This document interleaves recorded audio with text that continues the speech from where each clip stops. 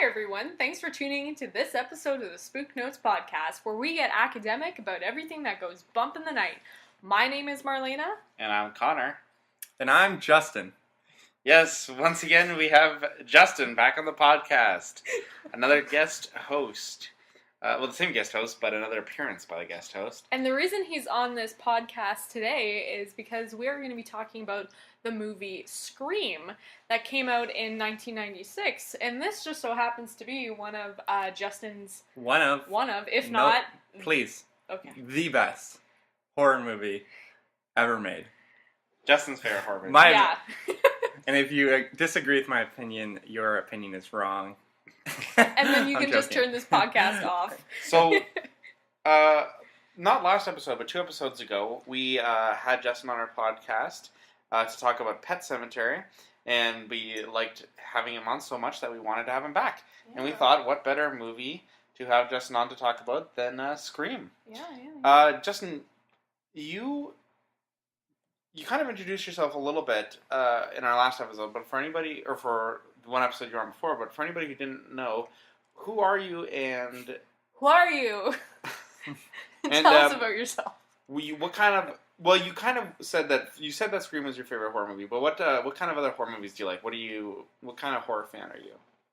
So, if you guys don't know me, I am Justin. I'm Connor's younger brother, and therefore Marlayna's soon to be brother-in-law. My Scream I mentioned was my favorite horror movie, but I kind of got introduced to it through Goosebumps, and I'm kind of into the type of horror where it makes you think, and also it has a deeper meaning to it. And you may think of Scream as being my favorite horror movie and say, well, that has deeper meaning to it. There's no hidden, but it really kind of does if you think about it, and what we're going to explain today. Mm-hmm. And that's really kind of what made me like horror, because before then it was kind of just another one of those genres where I just watch every once in a while, and I didn't really care about it. I didn't really care what was coming out. Mm-hmm. But I'm kind of into the different types of horror, not your mainstream. I know that they like movies like Evil Dead are some of their favorites. They like Texas Chainsaw Massacre is also another one of their favorites. Those aren't kind of my style of horror, but you'll kind of understand as I go on what I really like about Scream and how that's gotten me into the horror scene. And I think it's really cool just to have a different opinion other than Connor's and myself, somebody who likes more modern horror. And I think that's really cool to have you on the show doing this. So thank you for being here today. Of course. And aside from just having Justin on, another exciting thing is that we are going to be getting back to doing our more in-depth analysis on one specific movie. Yeah, we actually haven't done this in a while, so we had to even just refresh ourselves on this. So it was fun to do this for us. Yeah. So we're going to just like another analysis episodes, we're going to go into a little bit of the background of the movie, some behind-the-scenes information, and then we're going to go into, today, 3 different readings of the film, 3 different things that we got out of the film from each of our hosts today. But before we do any of that, Justin, why don't you give the audience a quick synopsis of what Scream is? What is Scream, the movie, for anybody who's not familiar?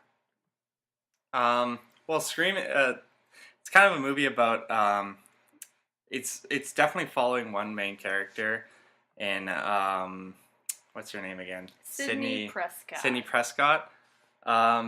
It's basically following her along this story where she's dealing with the death of her mother, and in a really morbid fashion way. I believe she was raped and then killed, and she's going through that basically and recovering with it along with the help of her boyfriend, my favorite character in the movie, Billy Loomis.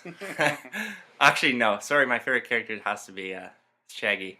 Yeah, that's his name. That's definitely his name in the movie, and as an actor, whenever I see, Shaggy. I've seen Scooby-Doo before. I saw Scream, so whenever I saw him, I was like, they really like casted him, not knowing that. Oh yeah, this movie was released before Scooby-Doo, but yeah. So she's going through this problem with her boyfriend, and this murderer basically comes into town. Starts killing people she knows and in her high school, and no one. It's your classic slasher masked killer who, plays with their victims and just tortures them through methodical fashions. But what I liked about Scream in this case, actually, I want to get into it a bit, is the way he plays with his victims. It's really different than any other one. Like in Texas Chainsaw Massacre, for example, the way he plays with his victims there is way different from how Scream does it, or Ghostface. Well, it's almost like in a humorous way. Exactly. Yeah. Compared to like the methodical dinner scene in Texas Chainsaw Massacre, where I don't know why I love comparing it to that, but where they torture the main character in that. We're gonna eat ya. Exactly. But in Scream, she's going through this, and the murderer comes to town, and they basically start to torture Sydney by calling her the classic, "What's your favorite scary movie?" They use that in the beginning, and then they start to really go after Sydney, and you find out later why. It's because of what Billy Loomis's father was the one that was with Sidney Prescott's mother, and that was their motive, basically.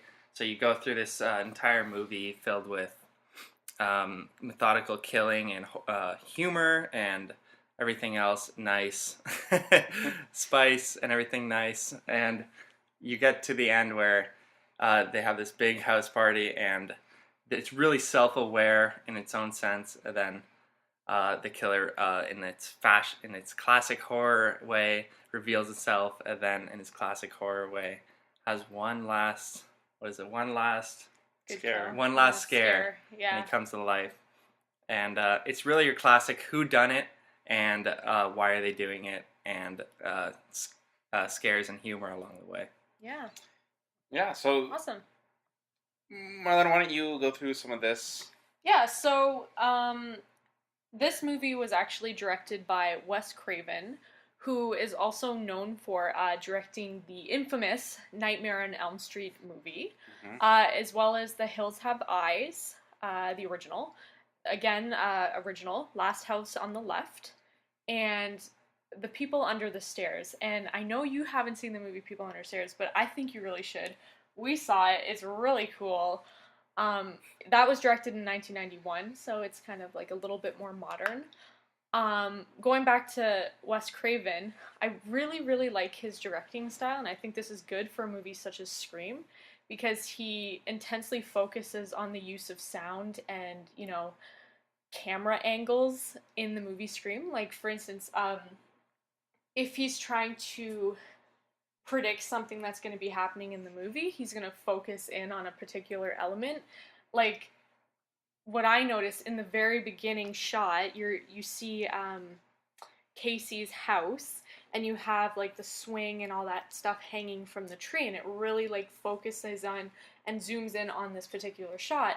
And I find it's very interesting because the way she dies is she's actually hanging from that swing. So it's like he's using little elements like that, almost like foreshadowing what's going to be happening next. So this movie has a really solid cast, I think. So Neve, is that how you pronounce it? Neve, whatever. Campbell plays Sidney Prescott. Courtney Cox plays Gail Weathers. David Arquette plays Deputy Dewey. And one little interesting fact, he actually married Courtney Cox in 1999, and they got to work together on some of the later Scream movies as a couple, and I think that's really cool. And in Scream 4 after they were divorced. Yeah, which is kind of awkward, but we won't talk about that. Matthew Lillard is Stu Matcher, or basically Shaggy. Isn't it Maker? Shoemaker. I don't know. Whatever. We're just going to refer to him in this podcast as Shaggy because that's who he is to us. And then you have Skeet Ulrich, who, what a stupid name, who plays Billy Loomis in this movie. So yeah, that's our cast for today. He's the best role in the whole movie, I'd say. He did the best acting job. He did. So, another important person who is behind the making of this film that I kind of want to talk about is the screenwriter Kevin Williamson, because Wes Craven, he actually did write many of the movies that he made, including Nightmare on Elm Street, but this movie was written by Kevin Williamson, who at the time wasn't very famous, but would go on to kind of be responsible for the late 90s horror resurgence. He obviously wrote this film, and he also wrote I Know What You Did Last Summer, which is very inspired by this film and the success of it. And he also wrote The Faculty in 1999, I believe. And basically, the inspiration for this film for Williamson came out of a news story he heard about the Gainesville Ripper, who was responsible in the mid-90s for killing a lot, actually, like over a dozen, I think, young college-age students. So that's where he got the idea for this. And the story is that one night when he had the news on and he heard about this, and he became really paranoid because he found an open window in his house that he didn't remember opening, and he thought that there was intruders in his house, and he got really scared. So that's where he said the idea for the opening scene with Casey. Casey, I don't know what her last name is. Yeah, no, but the actress. Drew Barrymore. The opening scene with Drew Barrymore, that's where it came from, the idea of the intruder in the house. The other, obviously, big inspiration for this film is it's obviously heavily inspired by the famous slashers that came before it, things like Halloween, Friday the 13th, Psycho, and Nightmare on Elm Street. And you can see it in the fact that this movie is which we'll get into, self-referential and meta. This movie had a budget of $14 million, and over its theatrical run, made over $100 million. Now, for the 90s, was the budget considered high? Like very high for the 90s, or was that like standard? It would be a medium budget because Wes Craven was obviously pretty famous, so he was able to pull in that medium budget, as well as having stars in it, such as Drew Barrymore, kind of gave it some... like more credibility. More credibility, yeah. But, I mean, it still certainly wasn't a high budget, even for the 90s. Okay. But yeah, it made over $100 million just domestically, which is crazy. It's crazy successful. I'm pretty sure, aside from Blair Witch Project, was the most successful horror movie of the 90s. Wow. It has a 79% on Rotten Tomatoes, a 7.2 on IMDb, and a 3 out of 4 stars from Roger Ebert. Underrated. Yeah, I mean, actually, when I actually was researching that, I was surprised by how low that was. I thought the Rotten Tomato scores would be at least in the 80s, if not even low 90s. Yeah. Well, this is why we don't listen to the scores. You know, you just watch the movies and make up whatever own rating you have. You know. So, finally, before we go into the big part of it, which will be the themes and readings, the legacy of this movie is very important because in the late 80s and early 90s, the slasher genre had kind of been falling apart, and people had been less interested in it because many of the sequels to the great franchises like Friday the 13th, Elm Street, and Halloween, kind of all the sequels became continually diminishing in terms of their returns, box office-wise. And so people had thought the slasher genre had kind of died by this point, and then it took Scream coming out in 96 to kind of reinvigorate it and give it a new life in a different way. And then from then on, many of the slasher films of the late 90s and early 2000s kind of had this like hip, humorous, self-referential kind of atmosphere or feeling to them. And it's actually funny because even though Scream revived the slasher genre, many people blame it for kind of ending it because many people point out that usually when a movie genre becomes almost like a parody. A parody of itself, that will it kind of signals the end of it. Yeah. And one of the biggest film franchises that Scream inspired was Scary Movie franchise. Mm-hmm. The first Scary Movie is like almost a direct parody of Scream, and then obviously that film franchise became very big and became its own thing. So Yeah, but also, didn't they? There's also a Netflix series about Scream. Well, Scream. Did you watch that? So yes, there actually is a. It's not Netflix. It's originally on MTV. Oh, okay. So it was a TV show called Scream, and it basically had almost the same idea where there was a main girl, and she had a boyfriend, and it kind of played off of Scream in a way that it made you think that. I don't want to spoil it in case, or can I don't know. Spoil the TV show or spoil the movie? The TV show. Oh yeah, I mean if you like, well obviously like all these in analysis videos we go into full spoilers in the movie obviously because you can't talk about it without. But we can just say maybe spoiler alert for the Scream TV series if you don't want to see it. Just skip ahead like a minute and a half. Yeah, or a minute. Just skip ahead a minute. It kind of plays off the idea of the classic the boyfriend did it. And it's heavily self-aware in that fashion, just as this movie is self-aware. Mm-hmm. Later on in the Scream series, it's classic to say how the boyfriend did it. I remember, was it Scream 2 or 3? I think it was 2 where they're at the university. And they want to immediately blame the boyfriend because that's who you think it is. And Sydney becomes later hesitant on getting a boyfriend because she's afraid of what might happen and what their intentions may be. And it's big on the woman's self-empowerment, and that whole, like, the female character is able to become the power figure and the role model of the movie. And in the TV show, it's really more the same but it focuses more on the classic whodunit fashion throughout the entire series. I watched all seasons of it because I actually really liked it despite the entirely crappy acting. It was a great screenwriting and design other than the acting. The acting was kind of crap, but other than that, it was a great TV show, and because I like Scream so much, I had to watch it. And it's like that classic what made CSI and those crime shows so amazing and like so popular back in the early 2000s or later 2010s. Well, yeah, because it's fun for the viewer, right? Because Exactly. you're trying to figure out, well, who did it? Exactly. Well, I don't know, right? It throws curveballs curveballs at every angle. Yeah. And that's what made it really good for me because they really executed that in a good way.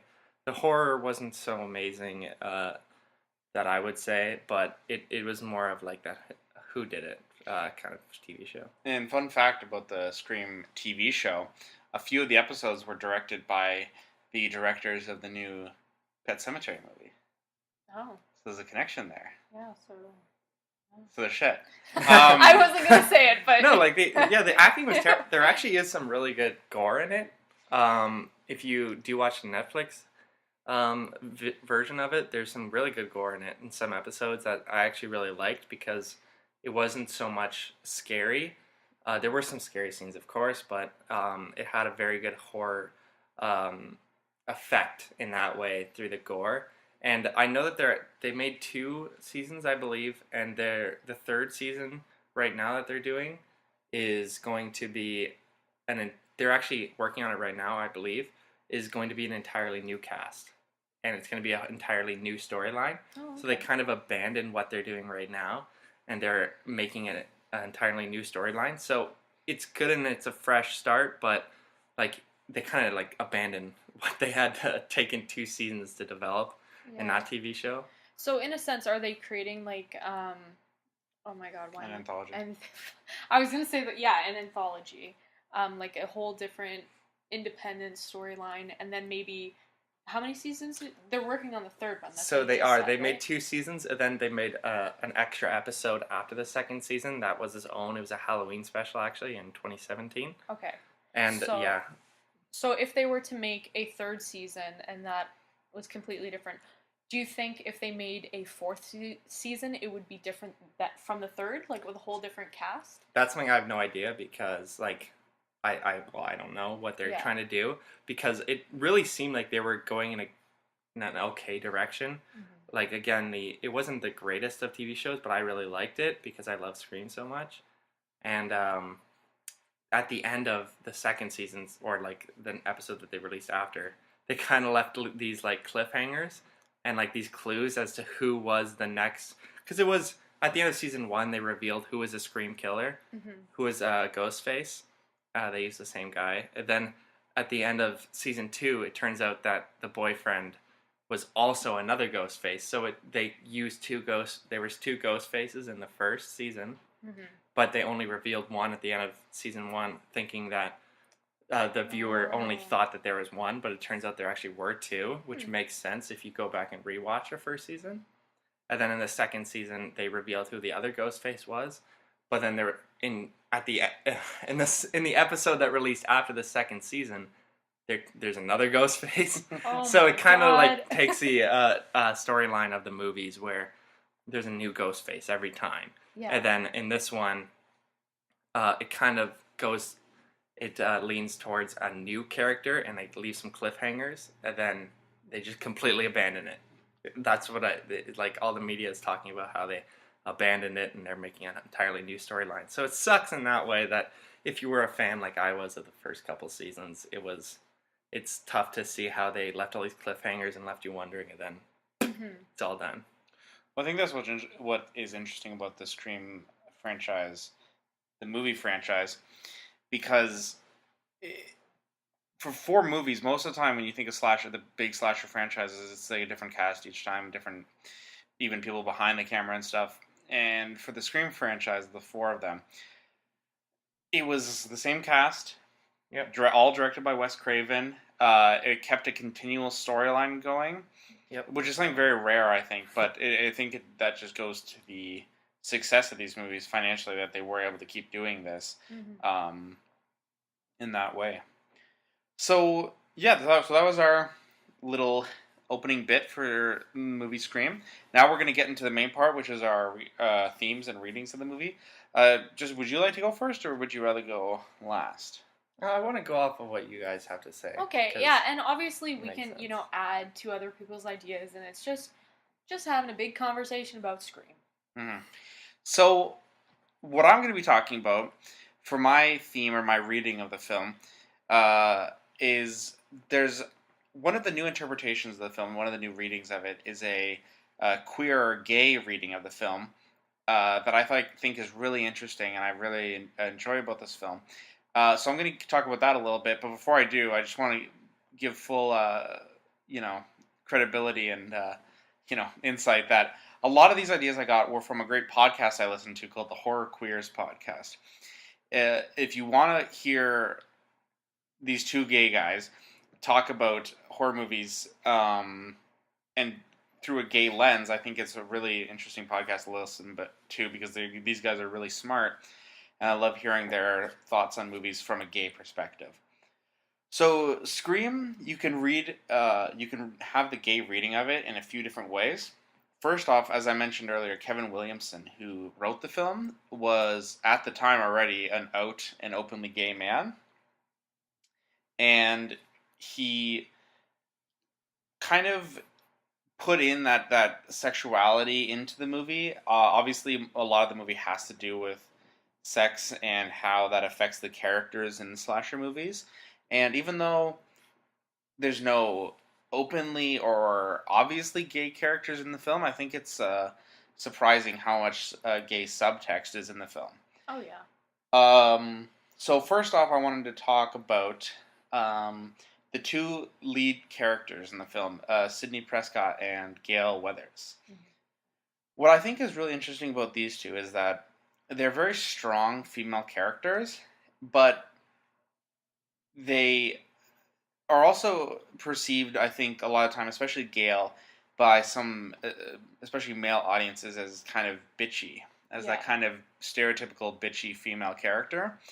And what I think is so interesting about that is that these are two women that are often have interests of their own and want to achieve their own independent goals that are often either at the expense of men or are completely outside of men. Like, for example, in the first Scream movie, Gale has her cameraman who's very subservient to her, and she's clearly in the power dynamic between the two, the the one that's in control, the one that's calling the shots, and he's kind of just He's taking orders from her. yeah, exactly. Yeah. And even later on, Gail kind of uses Dewey to get what she wants. And even though she does fall in love with him by the end of the movie, it's clear in the beginning that their relationship is one of manipulation. And well, she's doing it for her own personal gain, try to get her story out there, try to get herself published. It's, at the expense of. And one of my favorite lines in the movie is when she is talking about Cotton Weary, who's the one who's on death row for the murder of Sydney's mother. And she's like, we can save him if we prove that he's innocent and all this stuff. And she's doing it so that she can get better book sales. Yeah. So at the end of the day, she has her own goals that are independent of these men in her lives that kind of revolve around her. And I think that's really interesting because, like I said, most male audiences might view that as the stereotypical bitchy character, even though oftentimes in gay cinema, these women are the ones that a lot of gay men often identify with the most, and they're kind of like, let's cheer them on because they're like, bringing down the patriarchy. Well, yeah, like I know they're not like the minority, but back in the day they were seen as being people who were, less important, didn't have as many rights, and like overall repressed as people. So I can see as to why they would view someone like Gail Weathers as an idol. Yeah, and the thing that's so funny is that, again, going off the fact that this movie Scream kind of subverts the expectations of the slasher audience and kind of takes what we know about slasher movies and changes it. Because oftentimes, if there was a woman like Gail in another slasher movie, an independent woman who wanted to do her own thing, they'd be punished for that and killed. But it's kind of funny because this movie has two killers, as we find out in the end. Unlike most slasher movies, which only have one killer.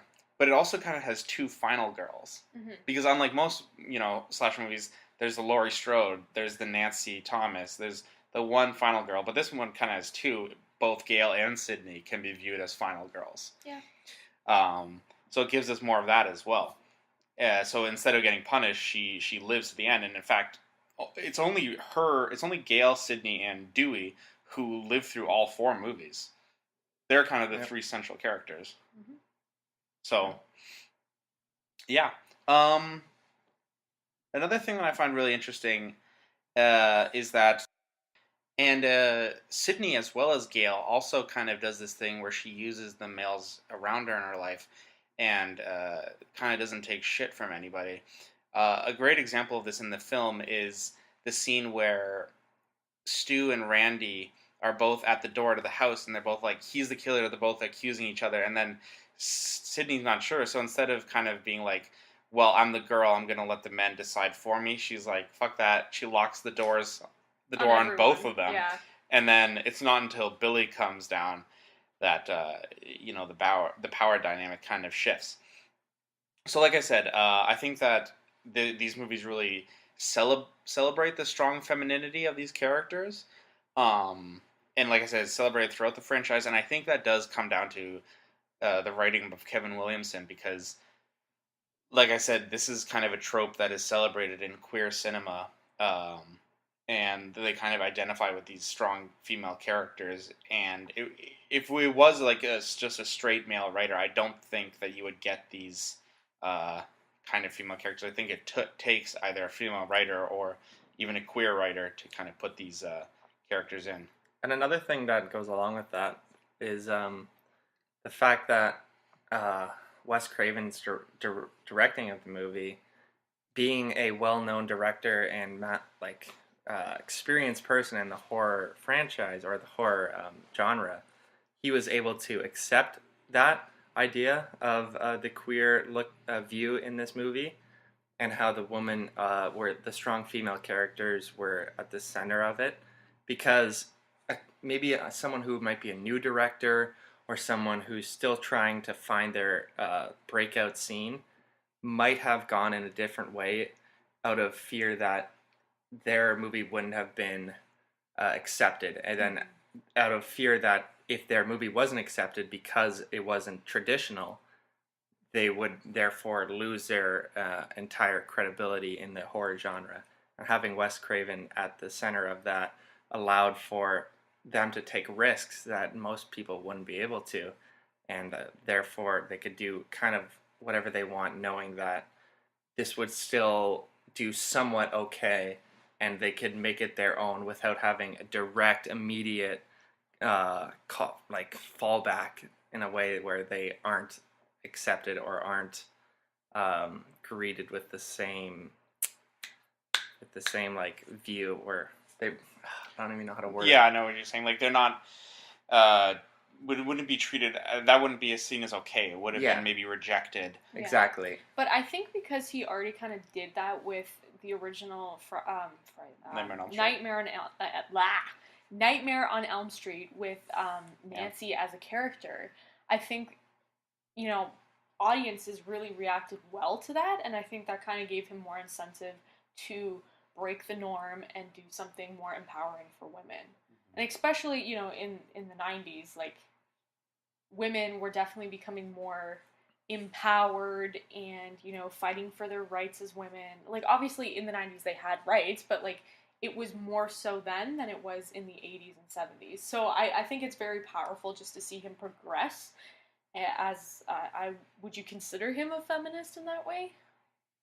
I would say that he includes femininity into his movies in a way that very few other directors do. Yeah. Yeah. So the other way you can read this film as a queer reading is looking at what I think is a very thinly veiled sexual relationship between the two killers, Stu and Billy. And this is definitely a reading that I buy into 100%, and I completely agree with. Basically, the idea is that Stu and Billy are lovers, gay lovers. In a dangerous time. And they commit these murders not because they're gay, but because of some relationship between the two. So I think right off the bat, one thing you can look at is there's loads of homoerotic behavior between the two. That's not even trying to be disguised in the movie. I mean, if you look at the ending where they're kind of revealing their plans to Sydney, like Stu is like hanging off of Billy, basically like holding him, and they're always touching each other. Another great example of that is when they're in the video store with Randy, and then Billy grabs Randy by the shirt, and Stu comes up behind him and kind of holds the back of his neck, and then he does this thing where he like plays with Randy's earlobe, and it's like super gay because they're like, and Stu's always like sticking his tongue out and like obviously referencing stuff. Yeah, and they kind of use gore in the same way, as like their own little toy and their own little excitement factor. You can it's like their kink. Yeah, when they're hanging out at the fountain in the old friend style, and funny because Monica's there, and Stu is talking about, and they hanged her guts from the mail. They put the guts in the mailbox or whatever it was.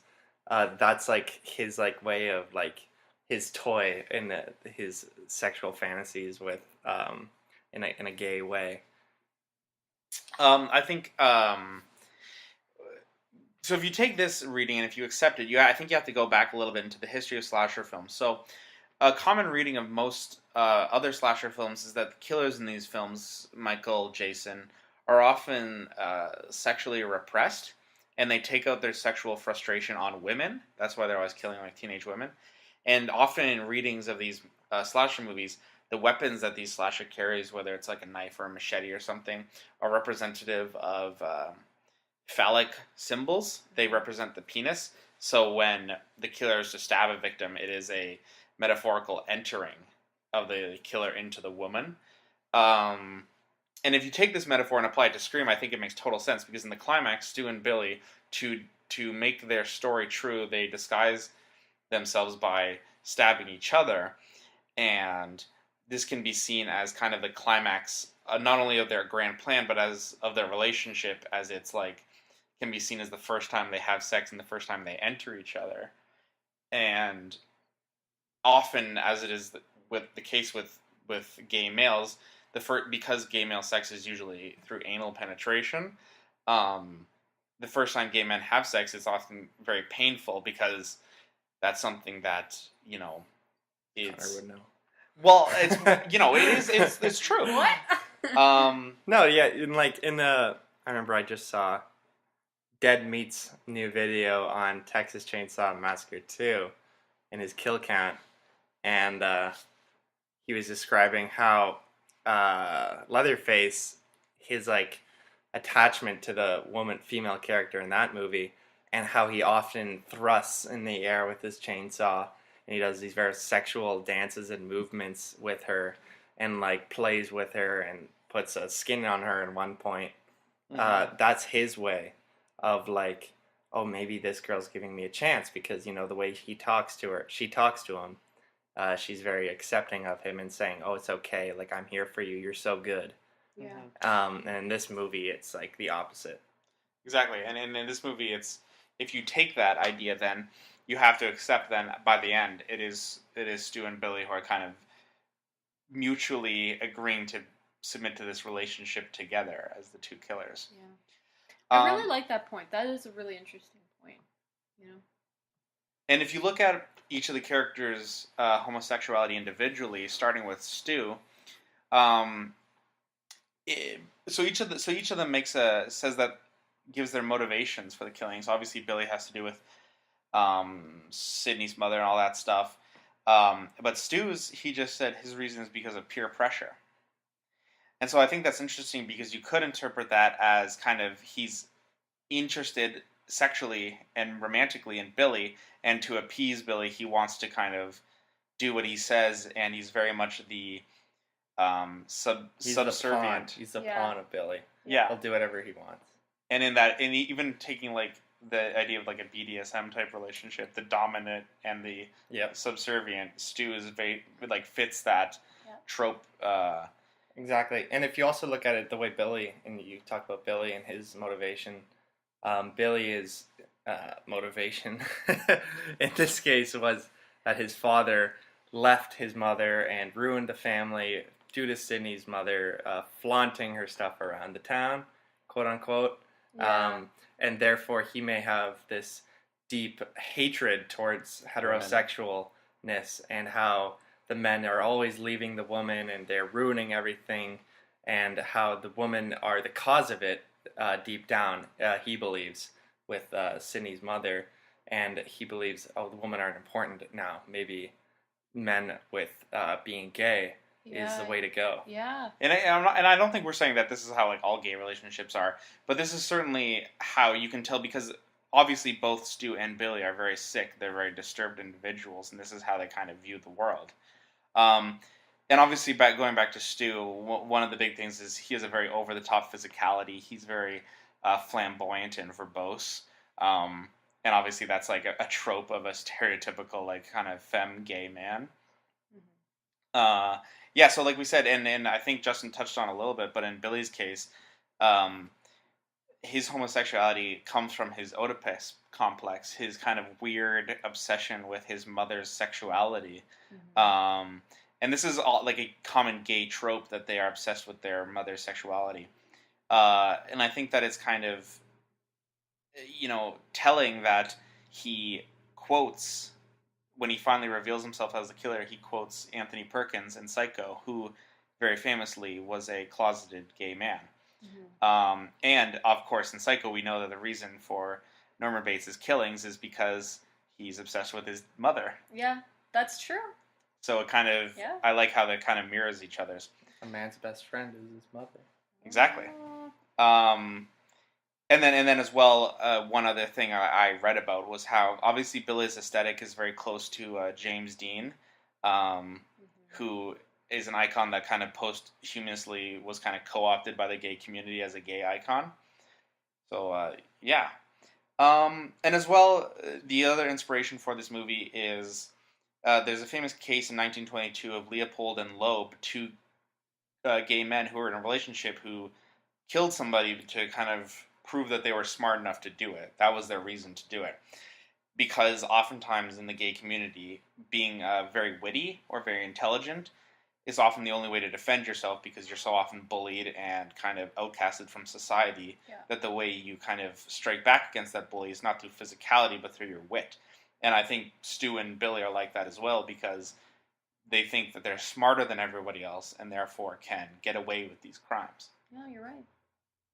So yeah, so that's kind of how you can read it as kind of a queer kind of subtext. Now, let me ask you something. Do you think they were gay, like in the movie? Like, yes, I think they were, because I think Kevin Williamson, being a gay man himself and wrote this film, kind of put that subtext in there. Yeah, because now when you go through it and explain it, it really makes me question the legitimacy of Billy and Sydney's relationship, because obviously Billy didn't really love her. Well, okay, I think maybe in the beginning, prior to Sydney's mom's murder and rape and death and all that stuff, I think maybe there was something there, but that just kind of set him over the edge.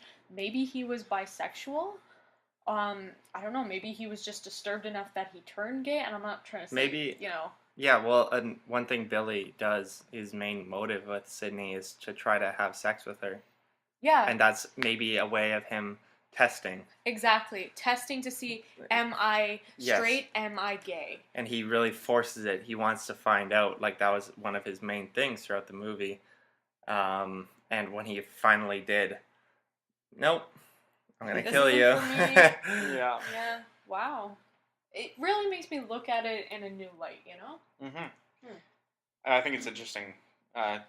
So the next time you watch the film, if you haven't recently, kind of look at it with that lens. I think it's interesting. Mm-hmm.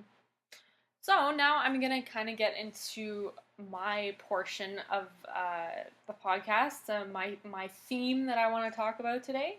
So I'm going to be talking about meta. Now, before I get into it and how it relates to Scream, I'm going to talk about what exactly is meta. So meta is a term, especially in art, that is used to characterize something that is characteristically self-referential. So something that would reference itself in itself, like a movie in a movie would be, and that's exactly what we're talking about today. That is something that is self-referential. Or even like another example would be like if there was a painting of a painter painting the painting. It's like Inception, almost. Another word for it is self-aware. Mm-hmm. That's true. Self-aware. I like that. So Scream is constantly referencing scary movies and characteristics of scary movies. And that's what makes this movie like uber meta. So before I kind of get into it a little bit, I just want to talk about some examples that really kind of stood out to me. So the first one is Nightmare on Elm Street. So as mentioned previously, Wes Craven actually directed the first Nightmare on Elm Street. So at the beginning of Scream, Ghostface is talking to Casey on the phone, and they're talking about the Nightmare movies and all this stuff, and Ghostface is asking her, like, well, which one is your favorite movie? And she says, well, the first one, because all of the other ones suck. Now, I find this really funny because, Wes Craven really only directed the first Nightmare on Elm Street movie, and he did direct New Nightmare later on, but up until then, that was the one he was most famous for.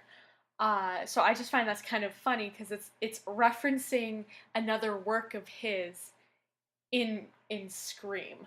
And if you really think about it, and it's kind of a quick reference, but if you were to go down the rabbit hole, it would be kind of weird because he is a director making that movie, and then he would exist in that universe of the movie he's directing. Exactly. So it's almost like a Deadpool kind of thing. Like well, maybe not. It's a little bit different because Deadpool is meta in a way that he talks directly to the audience. Yeah. Whereas this movie references that it knows the audience is watching it, but it doesn't. It's not like Ghostface ever turned to the screen and said, says, like, "Hey, I'm in a scary movie." It never breaks a fourth wall, but it does want you to believe that this is happening in your world and where it is taking place, as if like, where was it taking place again? Do you know? Does it ever even state it?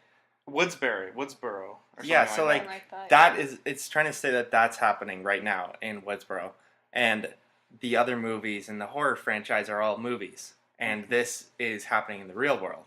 Yeah, and it's where it's basically like the killers have watched all these horror movies and they've taken notes, and the nerd in it? Randy. Randy. He's a big fan of horror, and he's watched it all. He knows all about what a horror killer would do, and just like Stu and Billy have watched all the horror movies, and they are gonna do their own take on it and real life.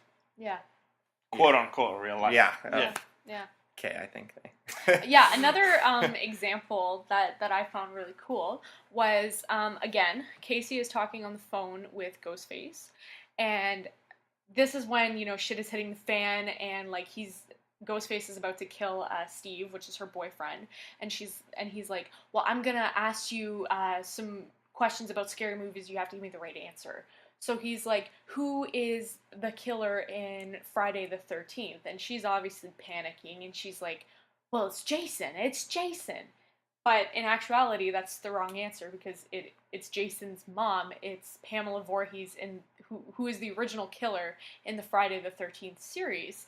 And I think that's very interesting, because perhaps this reflects the common misconception for a larger audience that who actually don't know who the original killer is in the Friday the 13th series. Because even for me, before I, binge watched them all, I thought, oh yeah, Friday the 13th is Jason. Well, no, it's not. So it's just kind of funny in itself, and I think it kind of ties in later on, where it really makes you question, like, who's the original killer and all that stuff. Because if you're thinking of Ghostface, there's two killers, right? But was Billy the original killer? Was Stu the original killer? Like, you kind of have to work that out when you watch the movie. So I have a few more examples here, but I'm not going to go through all of them, because some of them are just a little bit smaller than others. I'm only going to talk about the big ones. Another big one is The Exorcist, the movie The Exorcist. So Billy is talking to Sydney, how he was watching the movie The Exorcist, and how he got this, or how this got him thinking of her, and I think that's a terrible comment or compliment, whatever. I would never want anyone to watch The Exorcist and be like, it reminded me of you. Yeah, it's like, oh, thanks, I look like Regan, like my head's spinning and vomiting everywhere, thanks. And I think this is really funny, because Linda Blair, the actress who actually plays Regan in the movie The Exorcist, makes a cameo in the movie Scream later on, which is, you actually caught that. It was funny because, so me and Marlayna watched Scream a few days ago in preparation for this podcast, and I've seen Scream, I would say at least 2 or 3 times previously, and I never noticed that, but when I was watching it, there's a scene when Sydney first goes to school after the murder of Casey in the very beginning, and there's a reporter who kind of tries to talk to her before, like, Dewey kind of pushes her away a little bit, and it's Linda Blair. And I only recognized her because I was like, because she turns to the camera, like, very obviously for a quick second, and I had to rewind it. I was like, is that Linda Blair? I was like, oh yeah, it is. But yeah, I don't know. It's just that kind of, like, that's so meta, right? Because they're talking about this movie while the actor's in the movie, and it's just like, whoa. And that's kind of similar to, obviously, the Wes Craven's cameo in the movie. Oh yeah, that's Fred the janitor. So notable. Like, no, it's yeah, just, that's really, like, if anything's meta, that's meta. Mm-hmm. Another one that I really want to talk about is the referencing to the movie Halloween. Now, obviously, Ghostface, he has the same, well, for the most part, the same weapon as Michael Myers. I know it's a little bit different because Michael has a kitchen knife and Ghostface has a hunting knife, but it's a knife. It's the same kind of thing. They both have a white mask. Yeah, that's true. So it's very, like, parallel to the movie Halloween and Halloween 2. So for the movie Halloween more specifically, in the beginning scene where Casey's parents are arriving back to the house, her father tells her mother to drive to the Mackenzies. So this is a direct reference to Halloween, where in the ending of the film, Laurie Strode tells the children to actually go to the Mackenzies' house. And I don't know, I thought that was, like, really clever, but very subtle. I like that shit. Additionally, in Halloween 2, Laurie Strode is in need of help, but is unable to scream for it in her condition. She even sees people near, but she can't scream for them. This directly, again, parallels to Scream, when, in the beginning, Casey gets injured from Ghostface and is trying to scream for her parents, but she can't make a sound. She's unable to scream. So again, this is a direct reference to the movie Halloween. And I think Halloween in specific, like Scream would not exist without Halloween. Yeah. Obviously, like Halloween's being played in the movie. They directly talk about Halloween at length in the movie. But it even goes deeper than that. Like Halloween literally becomes part of the production of this movie in that scene when Dewey is in the house looking for the killer near the very end, and Halloween's playing in the background. Yeah. The score of the film, Scream, literally is the score of Halloween playing in the background. It's the famous Halloween, that theme. Yep. Yeah. So, and they use a lot of the Halloween stereotypes and what to do in a horror movie and what not to do. Yeah. That are like take over the one character's what's his name again? Randy. They take over his entire character in a way. He explains it, and like that's where he gets a lot of his knowledge from. It's Halloween, and it's like I'd say one of the best scenes in one of my favorite scenes in the entire film is when Halloween is playing, and he says, "Look behind you." And Ghostface is right behind him, about to stab him, but then like he gets distracted, of course. Yeah. Well, it's even better because Justin, do you know the name of that actor who plays that? I know Marlayna mentioned him earlier. I can't remember. So the actor who plays it, his name is Jamie Kennedy. Okay, look behind you, Jamie. And it's Jamie Lee Curtis in the movie. Curtis, and he's like, look behind you, Jamie. Exactly. So it's even better. And you said like when they were casting. Well, it's because that actually wasn't part of Kevin Williamson's original script, and then after Wes Craven cast Jamie Kennedy as Randy, Wes Craven wrote that scene in. No, you really make an excellent point, Connor. That's awesome, and it's so funny to think of that. I don't know. I like little Easter eggs like that. I think that's really cool.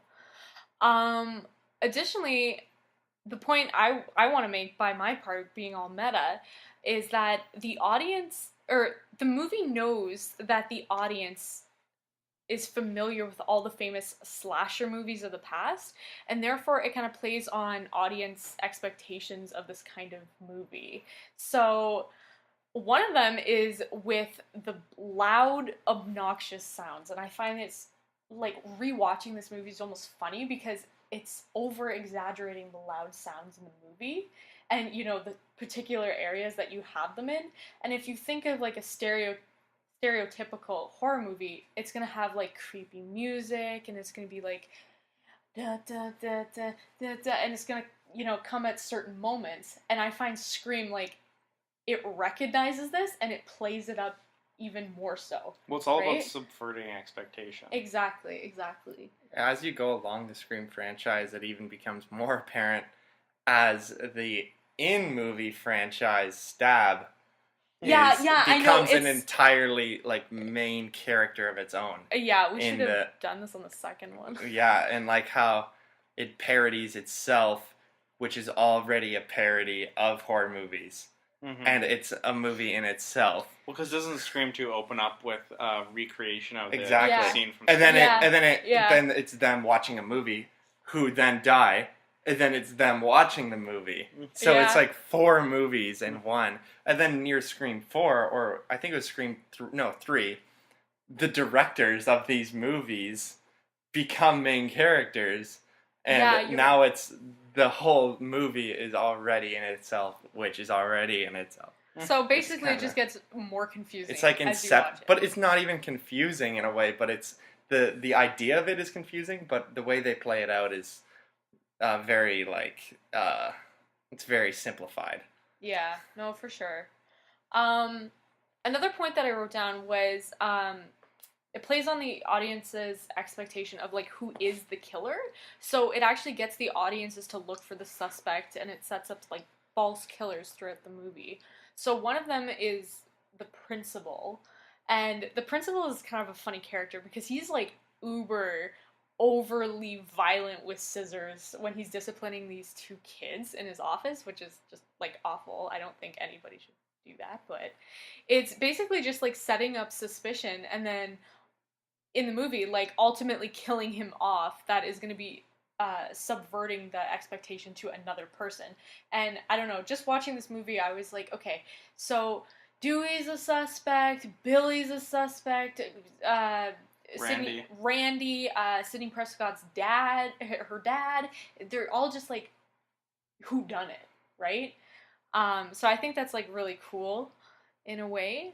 One thing the movie does that I really respected for is using two killers instead of one killer. So it's very untraditional to the original slasher genre because, you know, in movies like Nightmare on Elm Street, Friday the 13th, like those kinds of movies, you have one killer. For the most part, right? Yeah. One main killer. But for this movie, it kind of goes against the norm and it has two killers. So it's really just exceeding, you know, audiences' expectations. Yeah, that was an important part to include because it was so self-aware of the horror genre. Mm-hmm. It was already talking about all the things that have already been a part of the horror genre, and they making fun of it as well as using it to their own movie's benefit. It was important to add his own thing to it, or else it wouldn't have been as memorable. Or else it would have almost been a parody. Yeah. But because they added that, it was an entirely new element that you've never seen before that was important to make the audience's wow factor. Yeah. One thing I really find funny about this movie that it's kind of making fun of itself is like having characters like oblivious like law officials, because looking back on it, really the law didn't solve anything in this movie. Even though Dewey was like one of the main characters, like he really didn't figure out who it was. It was kind of Sidney Prescott. So in a way that's kind of just like paralleling to other like slasher movies when you're trying to figure out what happened. These law officials, they don't do anything, and they really make that relevant in this movie. Mm-hmm. I find, at least. One thing I found was really cool. Oh my god, I can't even speak. One thing I found that was really cool was Ghostface's motive. So because there's two killers, one of them, Billy, has a motive in the film, and as we've mentioned before, it is trying to get revenge on Sidney Prescott and her mom and that whole thing there. But Stu really doesn't have a motive, and he makes that very apparent. He just says, like, well, it's because of peer pressure. So I think this is really cool because it's actually reflective of different kinds of slasher films. Like in movies such as Halloween, Michael Myers really doesn't have a motive. And, you know, is quoted by Dr. Loomis as just being pure evil. Dr. Loomis, Billy Loomis. Exactly. See, there's another reference there. Well, and also Dr. Loomis is based on a character from Psycho. Yeah, that's true. Which is what Billy Loomis mentions. Mm-hmm. Exactly. So it's just like there's so many different one big circle jerk. I know. It's just like so many little Easter eggs trying to piece everything together. Another thing that I want to talk about is the particular what particular traits get characters killed in these scary movies. So Randy kind of touches a little bit on this, saying, well, in order to make it to the sequel, you can't have sex, you can't do drugs or alcohol, and you can't say, I'll be right back. And it's funny because when the characters in the movie are doing these certain things, that's kind of when the bad parts happen. Like the killer comes and is you know, trying to kill people, and it's absolutely right. Like, whether they intend it or not, it's meta in itself, right? Yes. I don't know. I'm just going to kind of end with this little quote that I read. So, Sydney says to her boyfriend, Billy, "This is life. It isn't a movie." To which Billy responds, "Sure it is, Sid. It's all just one big movie. It's all one great big movie, but you can't pick your genre." So it's so interesting that the character himself just says this, kind of referencing that, like, life in itself is just one big movie, meaning we are just in one big movie. Like, in a way, like, I don't know. You guys get what I'm saying, right? Yeah. Well, thank you very much, Marlayna. I thought that was an interesting reading of the film. Yeah. So let's kind of transition now into our final thoughts. Gonna give our final review of the movie. Yeah. For me, I really do like this movie a lot. I think that it has a lot of fun references and stuff, it is also more substantial and kind of is its own thing, which I really love. It's not just like a scary movie where it's just parody for parody's sake. It still is its own film. And like I said, I think it's very smart, and it takes the best parts from other movies and creates its own great thing. I mean, I think the first one is the best. The rest of the sequels are kind of hit and miss for me. Scream 2 I like, Scream 3 and 4 not so much. But I think it's all reinforced by the fact that you care about these characters, and specifically Sydney, who becomes a tentpole of this franchise, and has become, I think, one of the great final girls alongside, Laurie Strode or Nancy Thomas. So I think that's what it really is for me. Is it's the characters that carry throughout that make you care about them, and how smart it is. Yeah. Well, I really like this movie just because I like all the different references to other horror movies and cameos. I like kind of looking out for stuff like that, and just, especially when you see characters like Linda Blair, it's just like, oh, wow, like, that's such a cool little Easter egg. I don't know, it just makes the overall experience a little bit more enjoyable for me. One thing I really like about this movie, it's kind of like a murder mystery, and I think me and Connor had a lot of fun rewatching it, because knowing that there was two killers, we were trying to see, like, which killer was doing whatever killing at that moment as opposed to the other one. We were trying to figure it out as we're going. So watching it a second time is really fun for us. I think this movie is funny. I genuinely have a good time watching it. It's surprisingly gory, which is good, because I like gore, so seeing all that, and, like, even though some of the gore is fake, like, Billy Loomis references, who is just no, it's corn. real guts. They're really killing me. Yeah, I know that, but I'm saying, like, it's corn syrup or whatever. I'm like, that's funny. And, ending it with a strong female lead. I like that shit. I am a woman. Are you? And I know, right? I'm a woman. I like to see my fellow girls get represented in these movies, and all around, I think the movie Scream is a underrated film, and I give it more appreciation watching it a second time. Yeah, no, my opinion is really similar to theirs, but one thing I'd like to mention is that the reason why people like Connor and Marlayna love this movie so much is because it is such a classic horror movie, and so aware of other horror movies, which is something they both mentioned in their synopsises, and they love it because of that. But then what makes this movie so good is that people who aren't even a fan of horror, for example, me, I wasn't really much into horror, but at the time that I got into it, I didn't need to be a fan of horror to like it, because it was also could have been placed into other genres. Mm-hmm. For example, the comedy genre, something I've always been a big fan of. Most people, hopefully, like an actually good comedy movie, which there are very few of these days. But if you were to watch it from that way and come from a comedic standpoint, it doesn't need to be these one-liner jokes. It can be this wave of horror comedy, and it can be self-aware comedy. It's funny in that sense. It's funny in some scenes where, like, the cops are so useless, and they're walking around, and, like, after the curfew in the town, they're walking around in this corner store, and then you see Ghostface just walking around through the reflections of the freezers. He's just in this corner store, and you laugh a little bit, but you're also scared. Mm-hmm. And that's a reason why horror fans are going to love it, comedy fans are going to love it, people of all these different genres are all going to love Scream, because it offers something for everyone. And that's something you don't really get in a lot of movies. If we look at, like, the modern classics, like a movie that just came out, Get Out, or his recent movie, Us. These are horror movies with these social views in it, and sending a social message. And that's about it. And then you look at horror movies like La Llorona. It's a horror movie with jump scares and a ghost. But Scream has got everything. It's got the comedy, it's got the scares, it's got the gore, it's got the references, it's literally got so many aspects.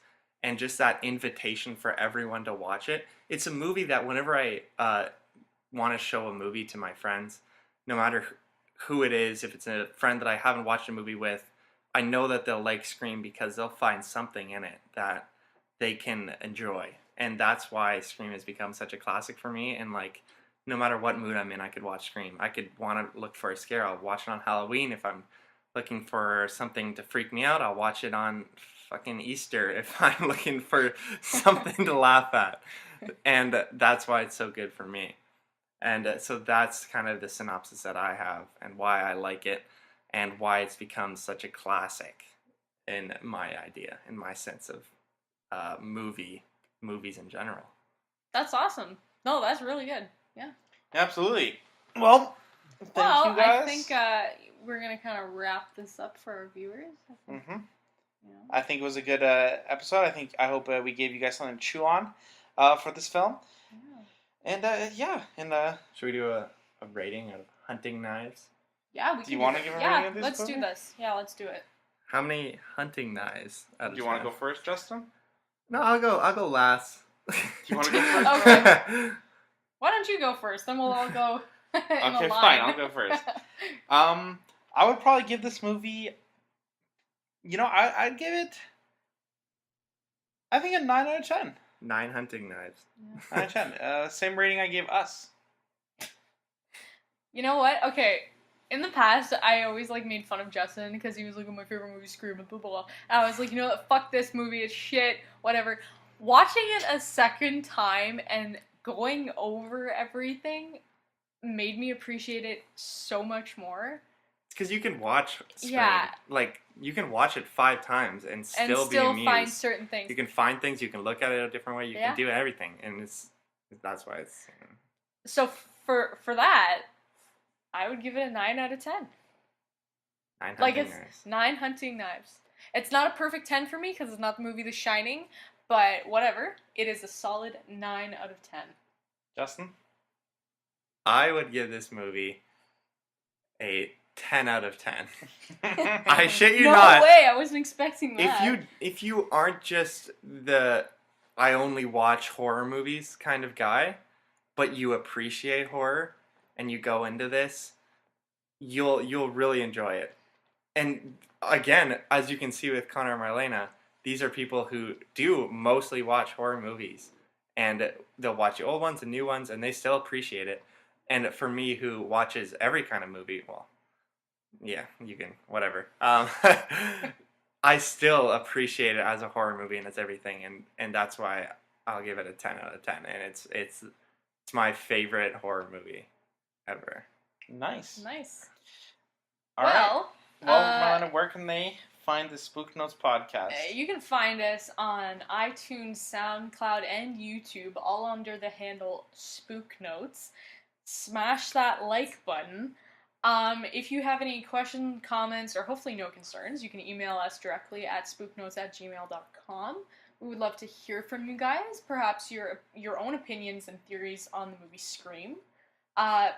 Maybe even any future recommendations. We would love to hear what you guys think. In fact, we did this episode because Justin recommended doing Scream, and we wanted to have him on. There we go. So, Justin, hopefully you'll come back. Thrust the subscribe button. Yeah. Oh my god. Hit follow. Jesus Christ. So, before we say goodbye, I have one last question for you guys. Yeah. What's your favorite scary movie? Shut up, Connor. Scream's my favorite scary. I don't know. Yeah, Scream. All right. Well, as always, don't forget to cite the Spook Notes. Bye.